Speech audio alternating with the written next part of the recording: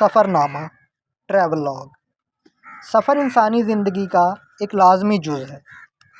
عربی کی مثل مشہور ہے، السفر وسیلۃ الظفر، یعنی سفر کامیابی کا وسیلہ ہے۔ یہ بھی کہا جاتا ہے کہ سفر کامیابی کی کنجی ہے، اور حقیقت بھی یہی ہے کہ دنیا میں فقط وہی قومیں فتح و ظفر مندی سے ہمکنار ہوئیں جنہوں نے بشوق اور برضا و رغبت سفر اختیار کیے۔ سفر ایسی چیز ہے جس میں اگر ناکامی حاصل ہو تو بھی کوئی نہ کوئی دلچسپ فائدہ ضرور ہاتھ لگتا ہے۔ قرآن مجید میں آیا ہے، سیروا فی الارض، یعنی زمین کی سیر کرو۔ چنانچہ جب تک فرمان الہی کے بموں مسلمان سفر اختیار کرنے میں پیش رہے، وہ ہر جگہ کامیاب اور بامراد ہوئے، اور جب انہوں نے اس معاملے میں پست ہمتی دکھائی تو وہ پسماندہ ہو گئے۔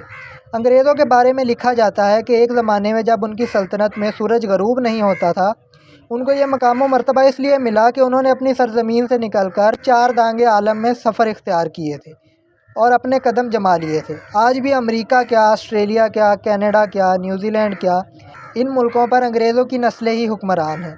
سفر نامہ ایک قدیم مگر دلچسپ صنف ادب ہے، کیونکہ جب سفر کیا گیا تو دوسروں تک معلومات پہنچانے کی غرض سے سفر و حضر کی روداد لکھنے کی بھی ضرورت محسوس ہوئی۔ سفر نامہ شہروں اور ملکوں پھرنے کا نام نہیں، بلکہ ادبی نقطہ نظر سے کامیاب سفر نامہ وہ ہوتا ہے جس میں مصنف اپنے ذاتی مشاہدات کے ساتھ ساتھ ان تاثرات کو بھی بیان کرے جو سفر کے دوران اس کے دل میں پیدا ہوئے۔ اس ضمن میں مصنف تخیل سے بھی کام لے سکتا ہے اور تاریخ کے اوراق کی مدد سے بھی حقیقت پیدا کر سکتا ہے۔ سفر نامے کا انداز بیان سادہ اور رواں دواں ہونا چاہیے۔ ایک اچھا سفر نامہ جہاں ہماری معلومات میں اضافہ کرتا ہے، وہاں زبان و ادب میں بھی اضافے کا باعث بنتا ہے۔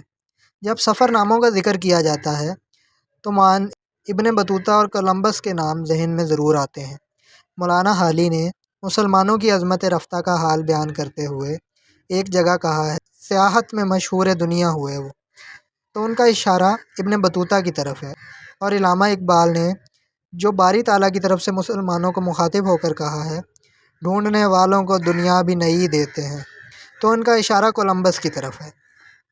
اردو کے قدیم سفر ناموں میں یوسف خان کمبل پوش کا سفر نامہ عجائبات فرہنگ 1847، مولانا شبلی نعمانی کا سفر نامہ روم و مصر و شام، سر عبد القادر کا نقش فرہنگ اور محمود نظامی کا نظر نامہ اہم ہیں۔ ان کے علاوہ دنیا بھر کے رنگ کے سفروں کے حالات کے بارے میں بیگم اختر ریاض الدین کے دو سفر نامے، سات سمندر پار اور دھنک پر قدم، ندرت بیاں اور دلکش اسلوب کی بنا پر بہت دلچسپ ہیں۔